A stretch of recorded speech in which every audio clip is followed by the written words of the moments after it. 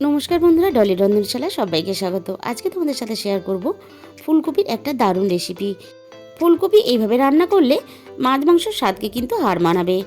তাহলে বন্ধুরা, আজকের রেসিপিটা শেষ পর্যন্ত দেখার জন্য অনুরোধ রইল। এখানে আমি ফুলকপি নিয়েছি খুব ভালোভাবে ধুয়ে কেটে পরিষ্কার করে।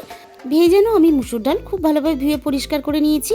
প্রথমে আমি ফুলকপিগুলো ফুটন্ত জলের মধ্যে দিয়ে 2 থেকে 3 মিনিট একটু ভাপিয়ে নেব, বা বলতে পারো সিদ্ধ করে নেব। ফুলকপিগুলো খুব সুন্দরভাবে ভাপানো হয়ে গেছে। এবার আমি জলে থেকে ফুলকপিগুলোকে তুলে নেব। আর ভেজানো মুসুর ডালটাও আমি মিক্সিতে খুব সুন্দর করে বেটে নিয়েছি।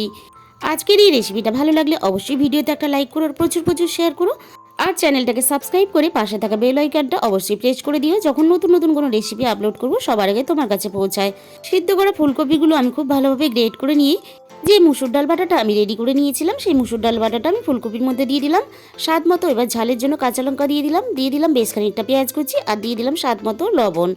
এরপর দিয়ে দিলাম অল্প একটু হলুদ গুঁড়ো, আর দিয়ে দিলাম এখানে 1 চামচ ভাজা জিরের গুঁড়ো। এবার সবকিছু খুব ভালোভাবে আমি একসাথে মেখে নেব। ঝালের পরিমাণটা তোমরা তোমাদের নিজেদের মতন করে দিয়ে নেবে। অপরদিকে কড়াইয়ের মধ্যে খুব ভালোভাবে আমি কিছুটা তেল গরম করতে বসিয়ে দিয়েছিলাম। এবারে দেখো, এরকম চ্যাপটা চ্যাপটা শেপ দিয়ে আমি চপের মতন আকার করে তেলের মধ্যে ফুলকপির বড়াগুলোকে ছেড়ে দিলাম। ফুলকপির এই রেসিপিটা একদিন হলেও বন্ধুরা এইভাবে একবার বানিয়ে খেয়ে দেখো, অসম্ভব সুন্দর খেতে লাগে। ফুলকপির এইভাবে বড়া বানিয়ে গরম ভাতের সাথে প্রথম পাতে বা বিকেলে চায়ের সাথেও তোমরা বানিয়ে এইভাবে খেতে পারো। তোমাদের সাথে কথা বলতে বলতে বড়াগুলো কিন্তু আমার ভাজা রেডি হয়ে গেছে। এবার আমি প্রথম ব্যাচের বড়াগুলো একটা প্লেটের মধ্যে তুলে নিলাম। বাকি বড়াগুলো কিন্তু একইভাবে আমি তেলের মধ্যে দিয়ে ভেজে নেব। বড়াগুলো আমার ভাজা রেডি হয়ে গেছে। এবার সমস্ত বড়া আমি তেলে থেকে তুলে নিলাম। ওই একই তেলের মধ্যে এবার আমি ফোড়নে দিয়ে দিলাম গোটা জিরে। এবার তেলের মধ্যে আমি আগে থেকে কেটে রাখা এরকম ডুমো ডুমো করে কাটা আলুগুলো দিয়ে দিলাম। আলুগুলো আমি একটু নাড়াচাড়া করে লালচে করে ভেজে নেব। এরপর দেখো, এখানে আমি আগে থেকে কেটে রাখা কিছুটা পেঁয়াজ কলিও দিয়ে দিলাম। আলু আর পেঁয়াজ কলি আমি একটু হালকা নাড়াচাড়া করে নেব। এরপর আমি এখানে মাঝারি সাইজের একটা পেঁয়াজ কুচি দিয়ে দিলাম। এবার সব কিছু আবারও একসাথে একইভাবে নাড়াচাড়া করে নিয়ে আমি দিয়ে দিলাম একটা ছোট সাইজের টমেটো কুচি। এরপর আমি এখানে দিয়ে দিলাম স্বাদ মতো লবণ দিয়ে সবজিগুলো আমি এখানে 2 থেকে 3 মিনিট নাড়াচাড়া করে নিয়ে এখানে 1 চামচ পরিমাণ আদা ও রসুন বাটা দিয়ে দিলাম।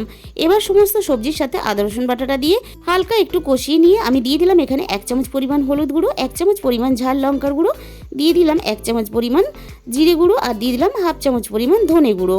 সবশেষে এখানে দিয়ে দিলাম কালারের জন্য কাশ্মীরি লঙ্কার গুঁড়ো। এবারে হালকা নাড়াচাড়া করে একটু কষিয়ে নিয়ে আমি এর মধ্যে দিয়ে দেব অল্প একটু কড়াইশুঁটি। একটু নাড়াচাড়া করে নিয়ে মশলাটা পুড়ে না যায় তার জন্য আমি এখানে সামান্য একটু জল দিয়ে দিলাম। এবার একসাথে আমি খুব সুন্দর করে এখানে কষিয়ে নিলাম। ফুলকপির বড়াগুলো দিলে ঝোলটা অনেকটাই টেনে নেবে, তাই সেই বুঝে কিন্তু আমি এখানে জল দিয়ে দিলাম সিদ্ধ হওয়ার জন্য। আলু আর মটরশুঁটি খুব ভালোভাবে দেখো এখানে সিদ্ধ হয়ে গেছে। এবার ভেজে রাখা বড়াগুলো আমি ঝোলের মধ্যে দিয়ে মিনিট 5 আমি এখানে ফুটতে দেবো। এর থেকে বেশি ফোটানোর দরকার নেই, তাহলে বড়াগুলো ভেঙে যেতে পারে। সব শেষে দিয়ে দিলাম গরম মশলার গুঁড়ো। তাহলে আজকে রেসিপিটা এই পর্যন্ত। দেখা হবে অন্য কোনো রেসিপির সাথে।